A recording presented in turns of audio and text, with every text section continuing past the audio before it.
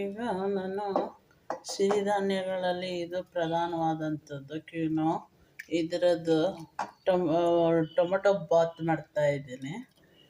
ಇದು ನಾರಿನಂಶದಿಂದ ಕೂಡಿರುತ್ತೆ. ಇದು ಆರೋಗ್ಯಕ್ಕೆ ಒಳ್ಳೆಯದಂತೆ ಎಲ್ಲ ತಿನ್ನಿ ಅಂತಾರೆ. ಹಾಗಾಗಿ ಇದು ಆರೋಗ್ಯಕ್ಕೆ ಒಳ್ಳೆಯದು. ಮತ್ತು ಮಲಬದ್ಧತೆ ಇದ್ದವರಿಗೆಲ್ಲ ಚೆನ್ನಾಗಿರುತ್ತೆ ಅಂತೇಳಿ ಇದನ್ನು ಅವಾಗವಾಗ ಉಪಯೋಗ್ಸೋಕ್ಕೆ ಹೇಳ್ತಾರೆ. ಹಾಗಾಗಿ ಅದು ರೈಸ್ ಮಾಡ್ಕೊಂಡು ಊಟ ಮಾಡ್ಬೋದು, ಜೊತೆಗೆ ಈ ಥರನೂ ಉಪಯೋಗಿಸ್ಬೋದು. ಅದು ಹೇಗೆ ಮಾಡೋದು ಅಂತ ಇವಾಗ ನಾನು ಒಂದೊಂದಾಗಿ ತೋರಿಸ್ತಾ ಹೋಗ್ತೀನಿ. ಇವಾಗ ಮೊದಲಿಗೆ ಪಾತ್ರೆ ಇಟ್ಟಿದ್ದೀನಿ.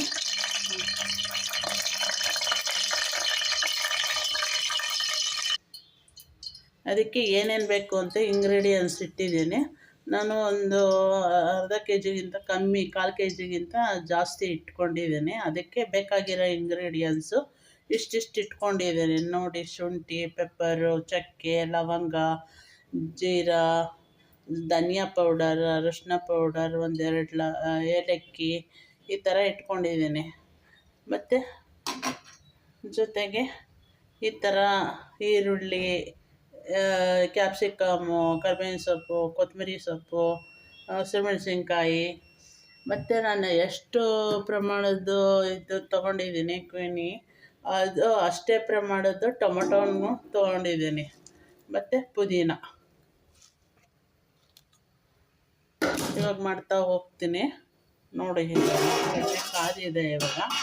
ಇದಕ್ಕೆ ಎಲ್ಲನೂ ಒಟ್ಟಿಗೆ ಹಾಕ್ತೀನಿ. ಎಣ್ಣೆ ಕಾದ್ಬಿಟ್ಟಿದೆ ಇವಾಗ. ಏಲಕ್ಕಿ ಹಾಕ್ತಾಯಿದ್ದೀನಿ, ಲವಂಗ ಹಾಕಿದೆ, ಚಕ್ಕೆ ಹಾಕಿದೆ, ಹಂಗೆ ಕುಟ್ಟಿ ಇಟ್ಕೊಂಡಿದ್ದೀನಿ ಇದು ಶುಂಠಿನ, ಅದನ್ನು ಹಾಕ್ತೀನಿ. ಜೀರನೂ ಇಟ್ಕೊಂಡಿದ್ದೀನಿ, ಅದನ್ನು ಹಾಕ್ತೀನಿ ಎಲ್ಲ.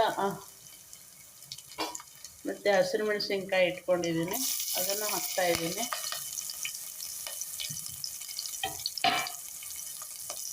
ಎಣ್ಣೆ ಕಾದಿದೆ, ಎಲ್ಲ ಒಟ್ಟೊಟ್ಟಿಗೆ ಹಾಕ್ತಾಯಿದ್ದೀನಿ ನೋಡಿ. ಈರುಳ್ಳಿ ಹಾಕ್ತೆ ಇವಾಗ.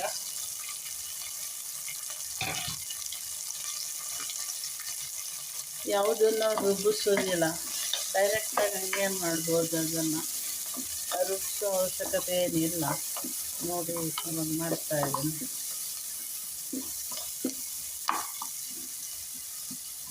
ನಿಮಗೆ ಎಣ್ಣೆ ಬೇಕಾ, ತುಪ್ಪ ಬೇಕಾ, ಏನು ಬೇಕು ಹಾಕ್ಕೊಳ್ಳಿ ಅದಕ್ಕೆ.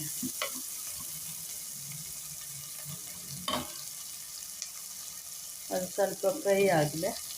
ಸ್ವಲ್ಪ ಫ್ರೈ ಆಗ್ತಾ ಇದ್ದಂಗೆ ಕ್ಯಾಪ್ಸಿಕಮ್ ಕೂಡ ಹಾಕ್ತೀನಿ, ಮತ್ತು ಕರಿಬೇವಿನ ಸೊಪ್ಪು ಕೂಡ ಹಾಕ್ತೀನಿ.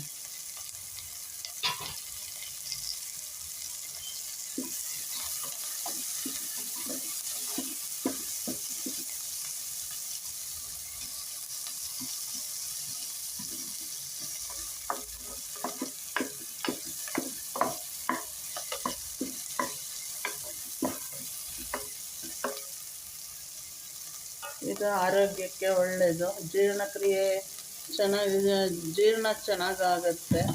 ಇದು ನಾರಿನಂಶದಿಂದ ಕೂಡಿರುತ್ತೆ. ಹಾಗಾಗಿ ಮೋಷನ್ ಎಲ್ಲ ಸಲೀಸಾಗಿ ಹೋಗುತ್ತೆ, ಹೊಟ್ಟೆ ಡೈಜೆಷನ್ ಚೆನ್ನಾಗಾಗತ್ತೆ ಅಂತ ಹೇಳ್ಬಿಟ್ಟು ಈ ಥರದನ್ನು ತಿನ್ನೋದಕ್ಕೆ ಡಾಕ್ಟರ್ಸು ಜಾಸ್ತಿ ಹೇಳ್ತಾ ಇರ್ತಾರೆ. ಹಿಂದೆ ಇವೆಲ್ಲ ಉಪಯೋಗಿಸ್ತಾಯಿದ್ರು, ಇವಾಗ ಮಧ್ಯದಲ್ಲೆಲ್ಲ ಬಿಟ್ಬಿಟ್ಟಿದ್ರು. ಇವಾಗ ಮತ್ತೆ ತಿರ್ಗಾ ಎಲ್ಲ ಆರೋಗ್ಯ ಕಾಪಾಡ್ಕೊಳ್ಳೋಕ್ಕೆ ಇಂಥದ್ದನ್ನೆಲ್ಲ ತಿನ್ನಬೇಕು ಅಂತ. ಇವಾಗ ಫಾಸ್ಟ್ ಯುಗ ಓಡ್ತಾ ಇದೆ. ಹಾಗಾಗಿ ನಾವು ಜೊತೆಗೆ ಆರೋಗ್ಯನ ಕಾಪಾಡ್ಕೊಂಡು ಹೋಗ್ಬೇಕಲ್ಲ, ಅದಕ್ಕಾಗಿ ಇಂಥದ್ದನ್ನೆಲ್ಲ ತಿನ್ನಬೇಕು ಅಂತ.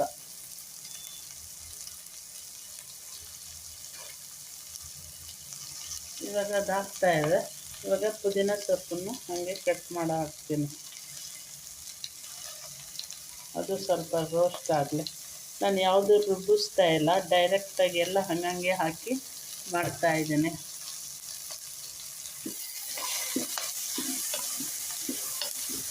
ಟೊಮೊಟೊ ಬಾತು.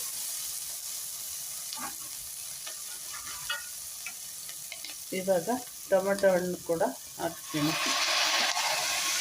ಟೊಮೊಟೊ ಬಾತ್ಗೆ ಟೊಮೊಟೊವನ್ನು ಯಥೇಚ್ಛವಾಗಿ ಹಾಕಿದ್ರೇ ಟೊಮೊಟೊ ಬಾತ್ ಅನ್ನಿಸ್ಕೊಳ್ಳೋದು.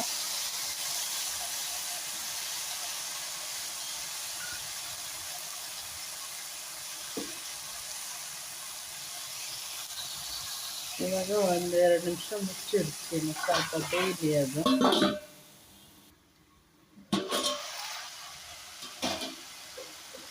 ಇವಾಗ ಸ್ವಲ್ಪ ಬೇಯ್ತಾ ಇದೆ, ಸ್ವಲ್ಪ ಬೇಯಲಿ. ಈ ಮೂಮೆಂಟಲ್ಲಿ ಸ್ವಲ್ಪ ಸಾಲ್ಟನ್ನು ಹಾಕ್ಕೋಬೇಕು.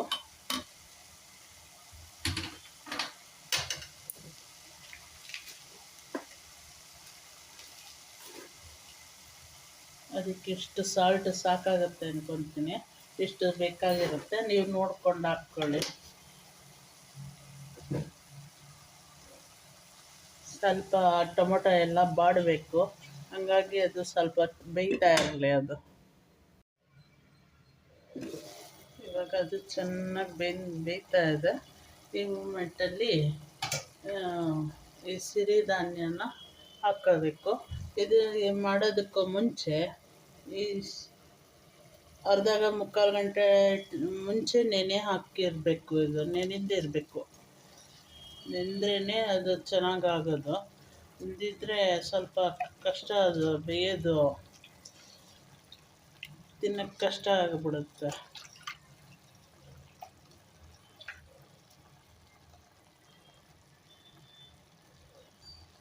ಮತ್ತು ಇದಕ್ಕೇನು ಹೆಚ್ಚಿಗೆ ಬೇಯಿಸೋದಕ್ಕೆ ನೀರು ಹಾಕಬೇಕಾಗಿಲ್ಲ. ನೀವು ಎಷ್ಟು ಪ್ರಮಾಣದಲ್ಲಿ ಹಾಕಿರ್ತೀರ ಅದರ ಅಳತೆನ ಅದನ್ನು ನೋಡಿಕೊಂಡು 1.5 ಪಟ್ಟಷ್ಟು ಹಾಕಿದ್ರೆ ಸಾಕು.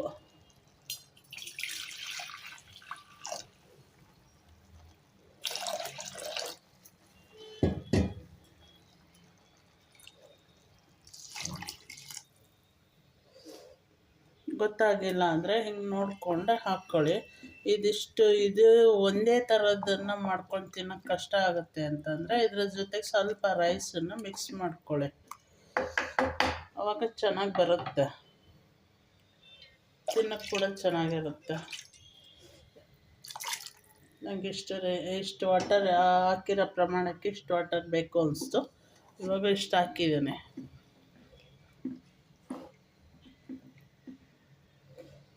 ಇವಾಗ ನಾನು ಅದನ್ನು ಲಿಡ್ ಕ್ಲೋಸ್ ಮಾಡಿ 1 ವಿಷಲ್ ಹಾಕಿಸ್ತೀನಿ.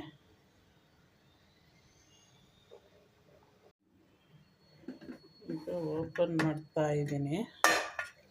ಈಗ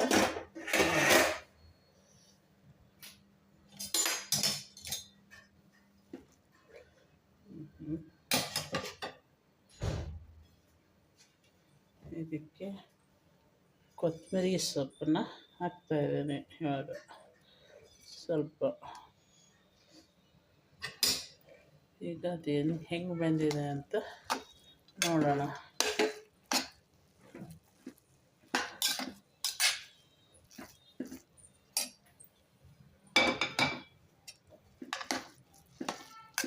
ಓಕೆ,